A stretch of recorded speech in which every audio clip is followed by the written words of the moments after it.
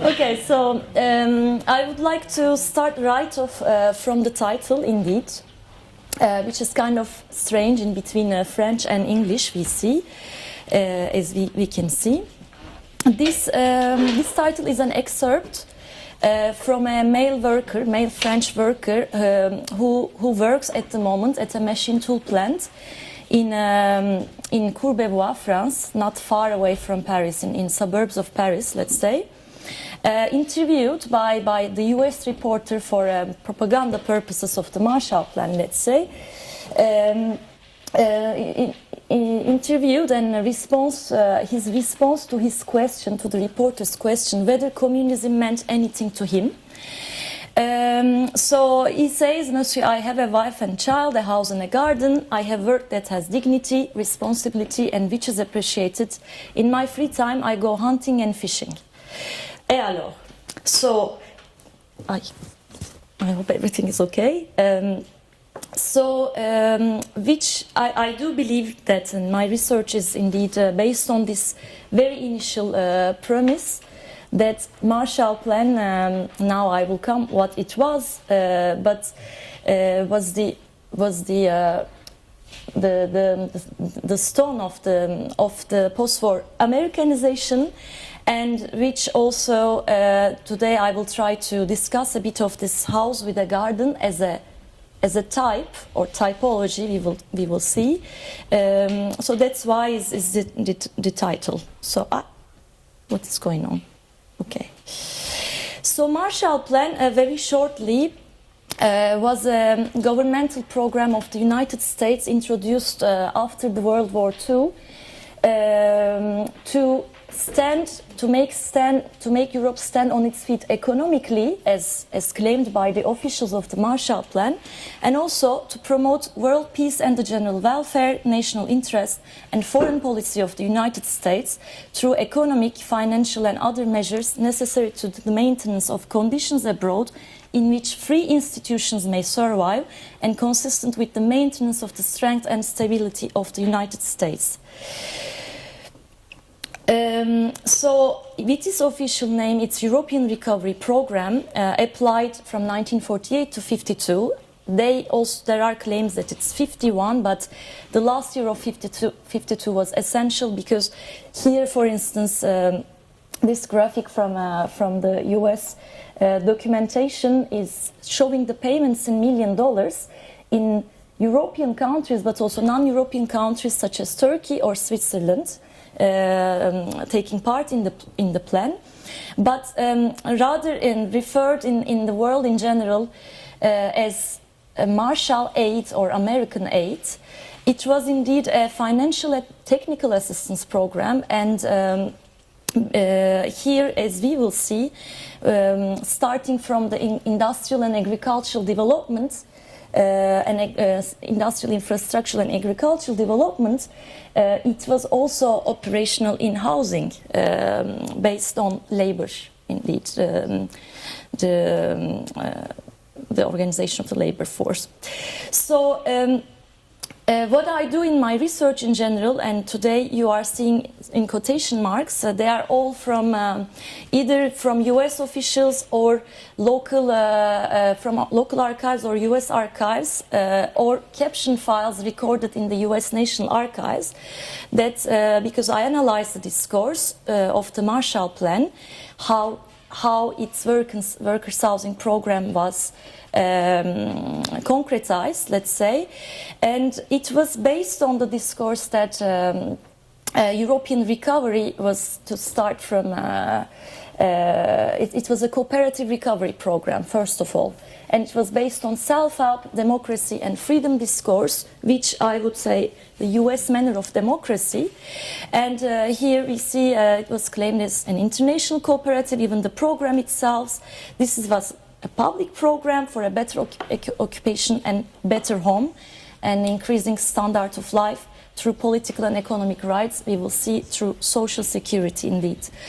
So before the introduction of the Marshall Plan to Europe, it was already on the agenda because, the Allies were in Europe already, and US had started to organize exhibitions. Here we see a Grand Palais in Paris, and from 1946, the exhibition of the US American techniques on housing and urbanism.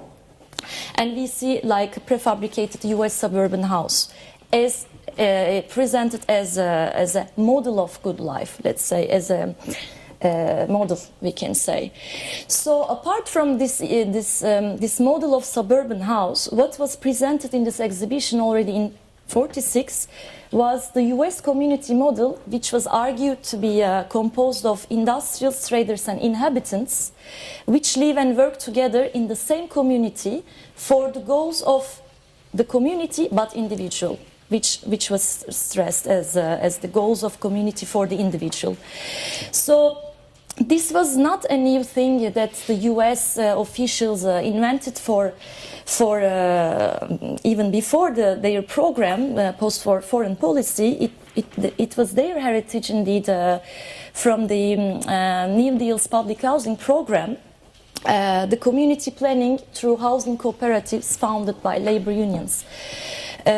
So we see here two figures, Charles Abrams, who was a housing expert for the US agencies for the Marshall Plan and also for UN assistance programs, who prepared also a housing report in Turkey, who also helped foundation of my home university, Middle East Technical University, to advise Middle Eastern countries on housing and urbanism. And second, we see on the right Katrin Bauer, an important figure, architect and housing expert, again, initially for the public housing program of the US, and the leader, let's say, of the activist of the cooperatives founded by labor unions, and lifetime activist and also scholar. And now I will see, hopefully, if she had any links to the Marshall Plan officially, but she served for the United Nations Technical Assistance Program in Israel and Iran. So why workers' housing? Why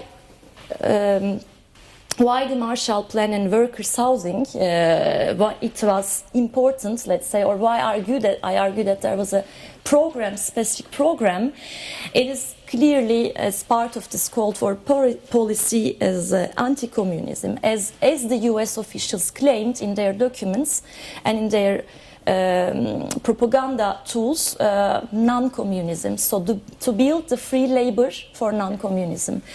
And of course, the post-war development assisted by the US at the moment, there was the welfare, still the footsteps of the welfare was there, but still industrial workers were having great difficulty in access to housing, even though there were like public programs, local public programs introduced by countries themselves, and there were strikes still because the social security after the Beveridge reform was introduced slowly in the local cases in the countries, and the strikes especially in France, Italy, Greece and Turkey, because France and Italy already having two strong communist parties at the moment, Greece having the civil war, and Greece and Turkey already with the Truman Doctrine before the Marshall Plan was announced as two countries of the fight against the so-called Soviet threat. So basically, to prevent strikes, to provide labor stability, to prevent labor mobility for industrial productivity or agricultural productivity. So housing is a capital asset, as the reporter for the European Cooperation Administration, which was the official institution of the Marshall Plan based in Paris, claimed or wrote. So what came after, as in experience in these countries, especially France, Italy, Greece came later, but Turkey, they introduced in exactly the same year, 1949, based on the social security, post-war social security model, a worker-employer-state cooperation in housing construction, in home building. let's say. And here we read again on the top, Paul Hoffman, the director of the European Cooperation Administration, ECA, let's see the Marshall Plan institution. Yes, and it's the same. So the program here, I put Italy as an example because it was more or less the same model introduced in 49 in France and Turkey as well, which we will see, to provide financing, financial loans through the pension funds of the workers collected at workers' insurance agencies. So here we see, for instance, as we also experience today at EPFL as well, like the cuts from our salaries for pension funds, which dates to this period, indeed. So in Italy it was introduced also as a program for employment, as the inhabitants also were supposed to work, or the architects found work, and at the same time in France it was also a means of employment by engaging labor in construction.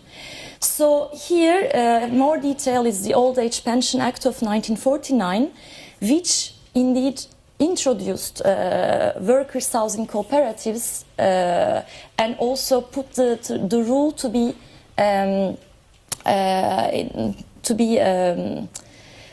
engaged, not taking part in the social security system, because at the moment there were workers, engineers or architects were regarded as workers as well, because it was just the beginning of post-war social security model. So anyone integrated in the social security system based on these pension funds, they could ask loans from the workers' insurance agency for the construction, for an autonomous construction of their own housing. And of course, based on the condition of land is provided by either the municipality or their own sources, the residents' own sources. So here we see two images, the cover image and the introduction text in Turkish. I'm sorry not to translate, but here, as we can see in the cover also on the right side, it's a single family housing, or it's a house with a garden, let's say. Because the idea of workers' labor productivity or citizen welfare, because labor equals to citizen at the same time, will come by attaching worker to his or her own house, and therefore the productivity of the firm will increase, and garden here is an important issue, as well as having a roof of each having a roof of one's own. So very shortly, not in detail, Bernard Wagner is a critical figure also mentioned by Greg Castillo years ago, the son of Martin Wagner, the architect, municipal architect of Berlin, and also who worked in Turkey as well. But he represents in this case the interwar municipal or public housing model, whereas his son, educated in ETH Zurich, also became later naturalized as US citizen, worked for the US agencies as a housing consultant and prepared a report, as we can see in the right, for Turkey's workers' housing program through cooperatives. And also to the left we see his activity for labor union assisted, again, miners' housing in Germany, and he mentions about the exhibition that they organize. So here also the architect, is it like expertise to build, or to advise and guide on a housing program, let's say. So this is a critical thing, I think, because it is a moment also that led to a paradigmatic shift in terms of the authorship on housing, let's say. Okay, I think I have 7 minutes. So as here we see a poster from the election campaign from '54 of the Democratic Party in Turkey, like in Italy, like it was, Democrats were in the power, of course. And then it reads a roof for each worker. So this single family housing, or a house with a garden, be it row, detached, semi-detached, or row or twin in form, it was the model. And here we read from a newspaper that the Ministry of Labor talks in the Congress of Labor Unions housing cooperative in the yearly congress says that Turkish worker is no different from the American worker. Why wouldn't you have a car in front of your house and fridge inside? And he says that we will continue, and because this newspaper is from 1960, the news, what was it anyway, rubric, it's not rubric, but I can... And then even in 1960 they say like we will keep with our policy in providing a roof for each worker.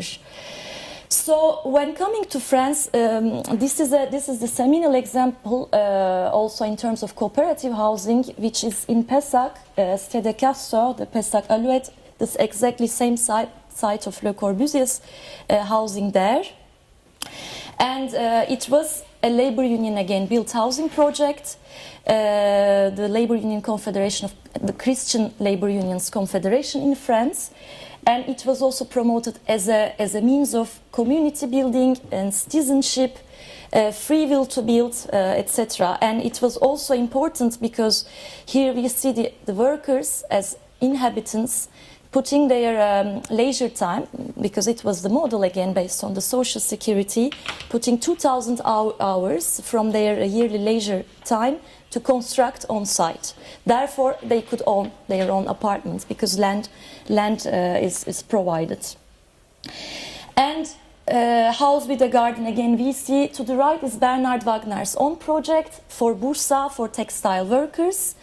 And to the left again another project, but this time cooperatives, again Bursa in the same city, a bit earlier. What happens? Sorry.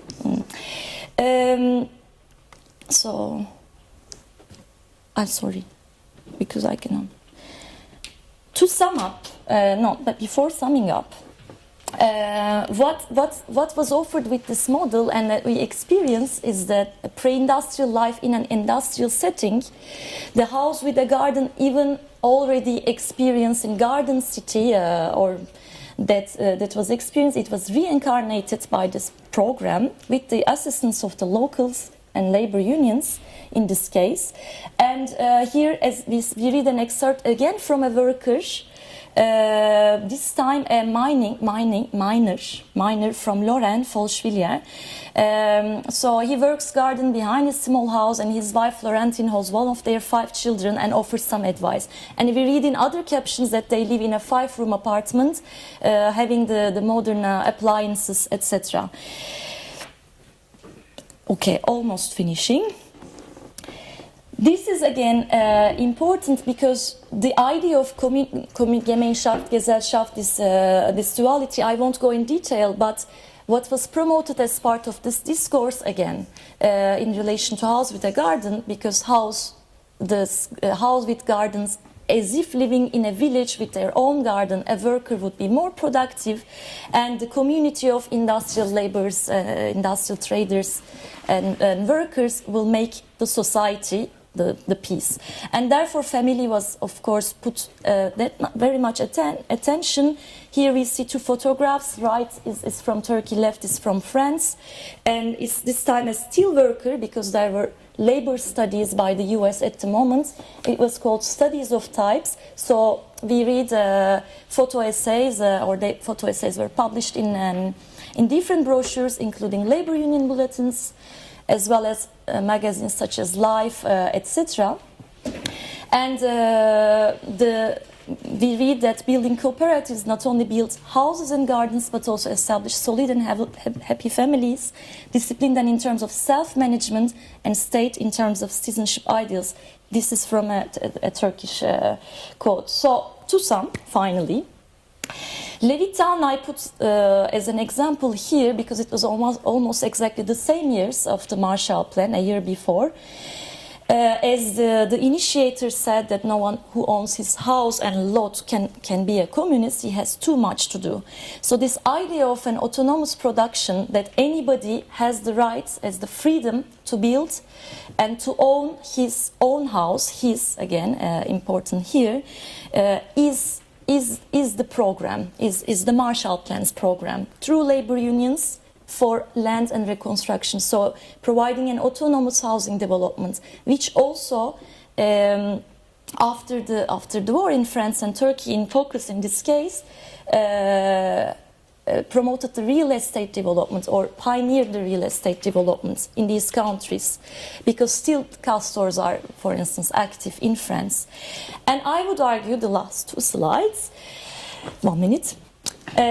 So I would argue that program or housing program is a type, or the type of fifth typology, or fifth type, because as we can see in France and Turkey, two different sides, again, one for miners and the other for textile workers, and exhibited in the International Confederation of Free Trade Unions housing meeting, again, twin and detached, but still it is labor union founded cooperative housing offering the same type of living, let's say.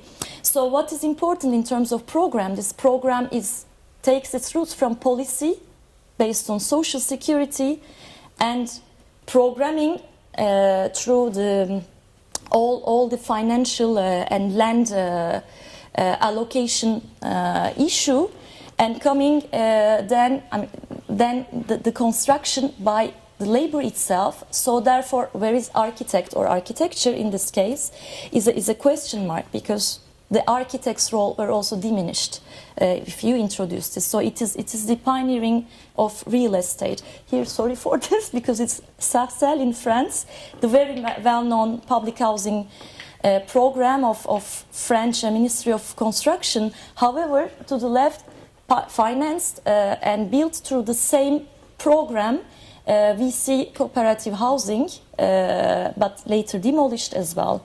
And finally, again coming to the real estate, this is a labor union's publication, which is not housed with a garden anymore later in 1960s, because of the land and because of urbanization that was also promoted. That was a must, let's say, but still it's the labor union who constructs a huge site of housing, and which also I do believe that it supports program as type. So thank you for your attention. I hope I was in time. 2 minutes late.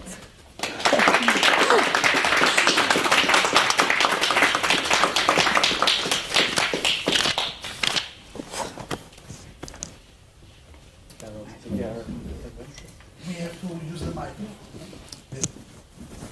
Yes, it's coming.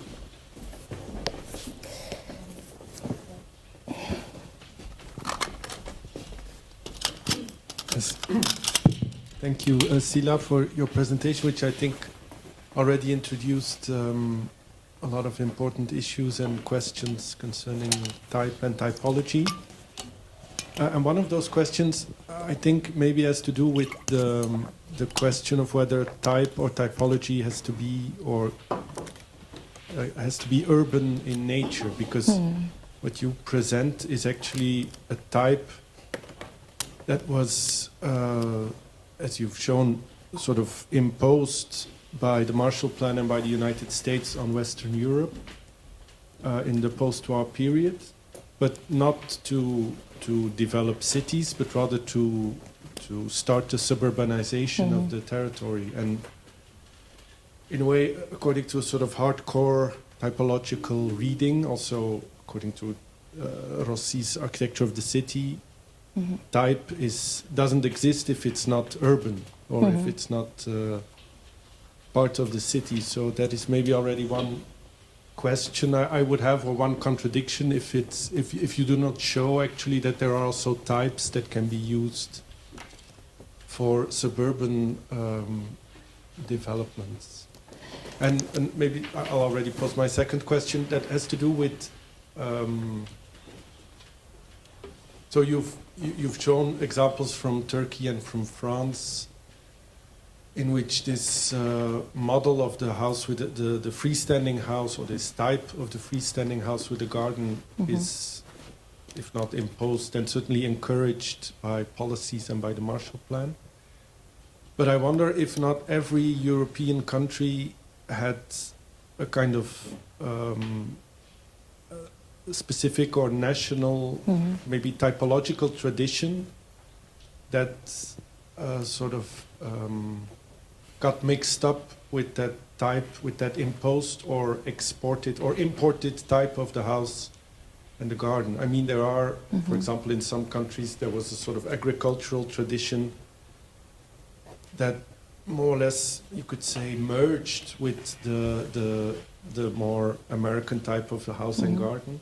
But maybe there are, I mean, this is France and Turkey, I think, but maybe there are nevertheless national differences in how the countries dealt with that, and differences that also have to do with how this type was, let's say, continued or produced, even if it was in an almost generic way imposed from above. Every country maybe had its own way of dealing with it. So, yeah. So I think those are very important issues you raised: the question of the suburban type, and also the question of the national specificity of dealing with a more general housing model. Okay. Should I reply now or? Okay.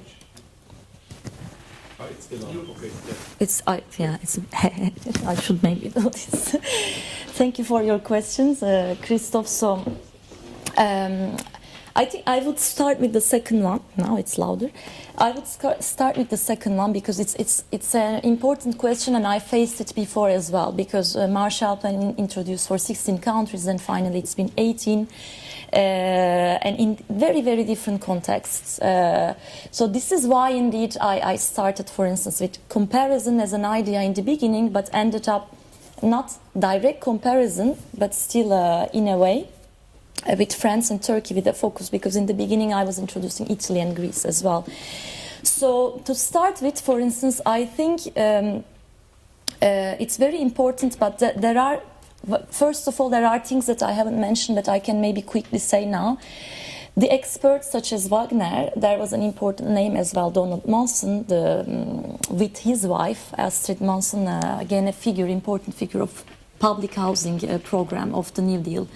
So they were, Donald Monson was the head of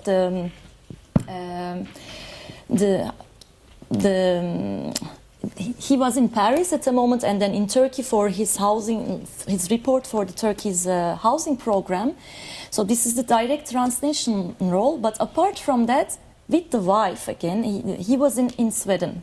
So learning from Sweden cooperatives, not only introducing to Europe, but also back in the United States, there was the mutual housing program at the moment, because I forgot to mention, but one of these concepts again, in the glossary of the Marshall Plan is mutual aid. So it was not only in the soft war front in Europe or Turkey, but also in their own country. So also with their heritage, and the garden city reincarnated as garden suburb. For instance, in the case of Germany, it was already the tradition, we can say, or in England, right? For Britain, I cannot say too much, but I do believe at least that through the labor union activity, there was an effort. But of course, here my argument is not to declare that all housing models in this period affected by this transnational activity and produce the same thing, but still the form of housing promoted by Bernard Wagner in this exhibition, traveling exhibition among miners, another traveling exhibition in France in different cities of textile workers, miners, steel workers. They all had this not house with a garden, but mostly house with a garden and an individual house for a single family. And then after that, of course, it depends each country's program. As we can see in France, even though it was active, the huge production was the HLM, and it is the same program. It's part of the HLM indeed, this labor union cooperatives. They take the funding through the same system. So this is because actually I wanted to discuss program in a way. So it is the model of housing or the settlement morphology also could differ in terms of the cases, but or miners' housing, it was raw, as we can see in, for instance, northern France or in Turkey as well, also with gardens still, because it was already an ideal to provide a miner to provide a productive way of life, even the Republican goals, let's say, for Turkey. So I don't know if I could answer, but the national differences, one last thing to add this, because what I do in the research is I look at the International Confederation of Free Trade Unions, because this issue of free labor indeed is in the focus, because he was promoting labor unions or being organized for workers, and which sounds like controversial. Okay, this is an anti-communist campaign, but you are organized. I mean, promotion of organization. Indeed, non-communist labor unions. So these labor unions were part of this International Confederation of Free Trade Unions. And for instance, this yeah, here again. So this is the site Roubaix, textile workers, and this is an exhibition organized by labor officials, indeed, not architects, but labor officials in Paris for this housing conference in 1952. So there were many examples there. This is France, but also we see Nakaza in the exhibition, which is a very different case. But the goal is the same: to build a community, or to use the social security system, and land and cooperatives was part of it, as far as I know. I hope to go further in future, but this is, I don't know if I could answer. And the issue of Rossi's, based on Rossi's argument, type is not a type if it's not urban. I would say it's not like I don't agree, but what I discuss, because this is a pioneering model in that sense, model really repetitive, it's possible, as we saw in different cases, based on the same program, which creates urbanization itself through an autonomous housing construction. So in that sense, here the city of Zonguldak, the mining city for an Ottoman period on, this is the periphery. But if you go now, it is based on the same model, and this time apartment blocks started with cooperatives and then through contractors, developed through contractors. So I would say that the peri-urban or suburban, this suburban type still leads to urbanization, so it's still a type. I don't know if I could, sorry for the repetitions, yes. Thank you. Maybe if I can suggest we collect first the question. Okay, yeah, because I talk too much. Then a very simple one. First, your Bernhard Wagner has a link to Martin Wagner? His son. It's the son, okay. I think first, I found it very very inspiring. But immediately I started to travel immediately in the world of development, why this was successful and where it's coming from. I see that it was successful in Europe because we had this problem after the Second World War. And I think all this kind of developments, they get embedded in the system before. So, and if I'm looking to the people, they pushing this campaign forward, they get educated by the first war experience. So we had this kind of self-building communities in Germany to go to squat, let's say, the Polish areas.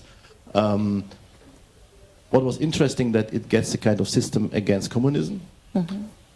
But finally, if I looking to the people who are on the table, for Paul Hoffman, a guy who was millionaire with 34, and he was influenced by the Ford Foundation. And he came with a model now with a strong, let's say, industrial production of a repetitive type. Did you also studies on this kind of development, how these types are looking today? And how they get, let's say, further developed? Because if we're talking about the fifth typology, just to give you an example, totally out of architecture, we had a time where cars were produced by the Ford Foundation, and then after the Second World War, there were enterprises rising up that we could customize a single product, and there were like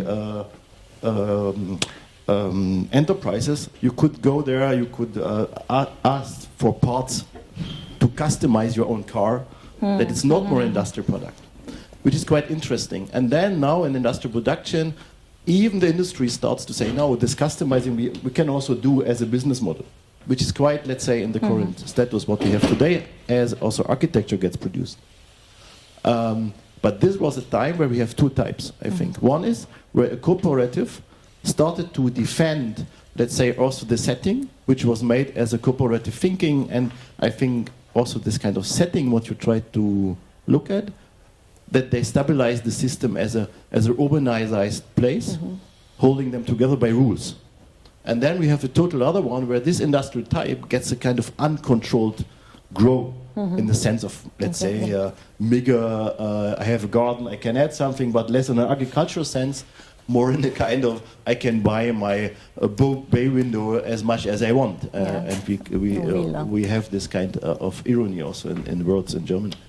So that, I would say that I see two very interesting points of development to learn from it. It's very politicized with this kind of Marshall Plan, but as architects, I had the feeling that we get instrumentalized by politics. So they used us in the kind of political sense. And let's say that we as architects, we immediately fall in love with this. Okay, we can make a garden for everybody. We are like Migge, we're doing that things, and everything is fine. And then that is good to showcase this also, like make our generation more critically, where we get industrialized. Let's say, what is this Torre El Bosco? It's the same typology. Let's say what you say today, a skyscraper with a garden. Yes. So now the same thing happens. But the question would be, let's say, because Martin Wagner also was working on the self-growing house, industrialization, etc. And I would just ask, what is the afterwards outcome of this kind of research? What gives us which kind of message? How we do plannings? Because I see the two things: keeping the cooperative by rules, and then establish a social system which still exists. I think we have some of the garden cities also in different countries. They have, because then it's not only the type of housing, it's also other programs which is how to say, they're working in a symbiotic way together with this kind of type. It's not only the garden, the house. It's also the neighborhood. I don't know. I forgot to that is a little bit the question. And the other thing is, I'm looking at this industrial produced type, how they are looking, how they can develop further, and what are the adaptive possibility of this, because that is totally different happening instead of this kind of constructions, because that is another, let's say. Thank you. Yeah, thanks very much for the presentation. I think maybe just which year are you? Fourth. In? Fourth year, okay. I don't know how your department works with developing a PhD, etc. But I think, you know, I really enjoy the set of examples and the topic. I suppose what I was really wanting a lot more of, and so maybe I just give a few methodological comments. I think I would really enjoy if you would actually probably pick a few of the examples and maybe start with the examples and really unpack the examples in detail, because I think somehow in this presentation it felt like the policy discussion could probably be bullet pointed to a very brief set of characteristics and policies that we you know, in many ways we're somehow familiar with, even if we haven't studied this topic so much. But then, the real question for me, again, it goes back to the way that the architect is engaged in a sort of compositional, programmatic, functionalist kind of exercise through these policies, and somehow that's what I'm really wishing to see a lot more of right now. Because, for example, even the difference between the garden and the lawn is interesting for me. You know, being American, I know very few people that have a garden actually, and I somehow that became, you know, that aspect became, if it ever was there, it quickly went away somehow. So yeah, I was wanting to know a lot more about the sort of, I found that actually the last slide maybe the most interesting one, though I think I was, you know, I caught a glimpse of it earlier, and I was hoping it was going to be in Turkey, because I think to you know, for me to understand what was happening in this place, one of these specific Turkish examples, how, you know, what kind of things were required to shift from earlier models or types or lack of types, maybe in a certain context, into these American suburban influenced situations, and then, you know, in terms of their composition, in terms of their manufacturing, etc., were they really, like, you know, American types at all, in a sense, you know, or even European types? So I feel like maybe leading with some of the Turkish examples and really getting into detail about the architecture, which then links back to the policy, could be incredibly interesting. Because I also, when you show the slide with the family in the garden, I'm really curious about in the Turkish, This is France. Oh, this is France. Yeah, I thought so. Yeah, I saw Turkish below. But yeah, the parades, of course. But it's But I think, you know, that this image is really interesting because I want, you know, I guess I saw Bursa below, so I thought, it's very strange that this would be, but I think to understand, I imagine this kind of nucleated, isolated, atomized housing. Where is it happening in Turkey? What kind of circumstances it's situating itself into? And who are these ideal types of figures or subjects who are being somehow produced through this new policy and architecture somehow? You know? So yeah, I'd like to see a lot more of that. Yeah. Thank you. Thanks. Yeah. Thank you.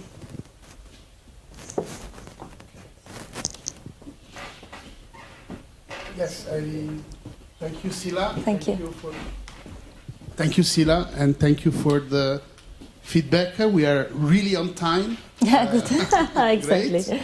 So 10 after 10, so I think we can move to the second presentation, and Marcel is going to introduce the... Okay, so I don't reply, maybe shortly even, or... Well, if you want a very short... Very short, very short. Okay, sorry. Thank you both for the points. Actually, in the thesis, I have all these things, let's say, because it's a mixed methodology, because I look at different type of media, so there are in the thesis. For this presentation, we kind of wanted to focus on policy and program, let's say, specifically, and coming back to the issue of architecture and the high rises, let's say, not being high rise, but efficiency and rationalization, it was also promoted by the plan. So I discussed this, for instance, labor officials goes to the site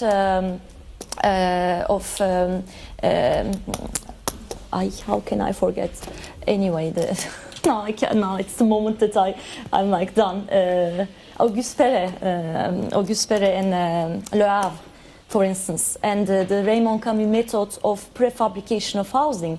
The labor officials goes and visits, but the idea is, again, back to the program, is how labor could produce it. And the architect's role, what we can learn is another time, maybe in future. So I don't know, maybe after. Thank you so much. Thank you.